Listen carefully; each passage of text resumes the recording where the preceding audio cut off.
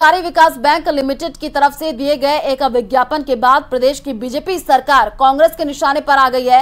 पूर्व सीएम अशोक गहलोत ने सरकार को निशाने पर लिया तो बीजेपी नेता राजेंद्र राठौड़ पलटवार करते हुए दिखे हैं। देखिए रिपोर्ट।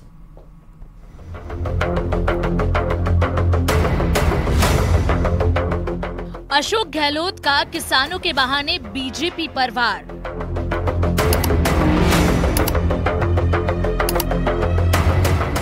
बीजेपी पर ट्वीट कर लगाया झूठे वादे करने का आरोप।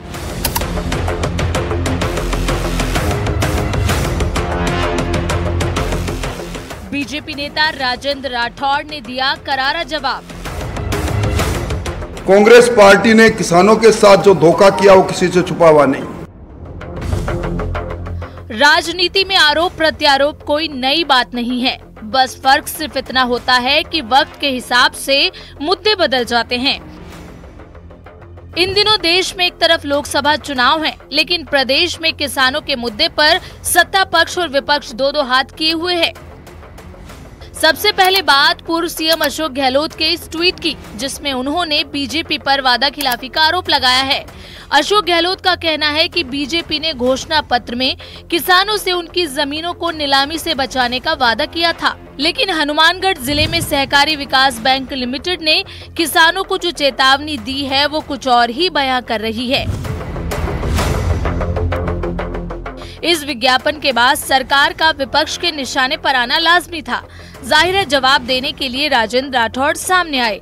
एक प्रेस कॉन्फ्रेंस कर उन्होंने कांग्रेस पर किसानों को गुमराह करने का आरोप लगाया। तो वास्तव में किसान की भूमि की नीलामी को रोकना है तो 1974 के रोड़ा एक्ट में के सेक्शन 13 और 14 में संशोधन लेकर आए, जो उन्होंने नहीं किया। कांग्रेस पार्टी ने किसानों के साथ जो धोखा किया वो किसी से छुपा हुआ नहीं। इन्होंने 10 तक की गिनती गिनकर किसानों की संपूर्ण कर्जे माफी की बात कही और उस समय 66 लाख किसानों पर 99,996 करोड़ का कर्जा था। कांग्रेस पर किसानों को गुमराह करने का आरोप लगाने वाले राजेंद्र राठौड़ ने वादा किया कि किसानों की जमीन नीलाम नहीं होगी। हालांकि इस बीच बैंक ने भी नीलामी की सूचना को फिलहाल स्थगित कर दिया है। मेरी रिक्वेस्ट है मंत्री जी से, गौतम कुमार जी से, कि यदि वो कुछ करा सकते हैं तो हमारा हेल्प करवाएं।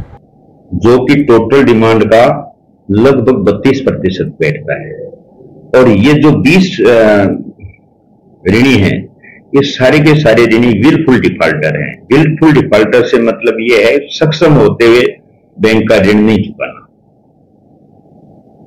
ऐसे किसी भी आदमी की नीलामी नहीं निकाली गई है जो ये ऋण नहीं चुका पाए।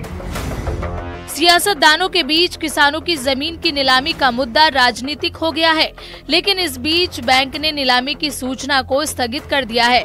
लेकिन बैंक का साफ कहना है कि नीलामी की सूचना जिन किसानों के लिए जारी की गई वो संपन्न है। हनुमानगढ़ से न्यूज़ 18 राजस्थान के लिए राजू रामगढ़िया की रिपोर्ट।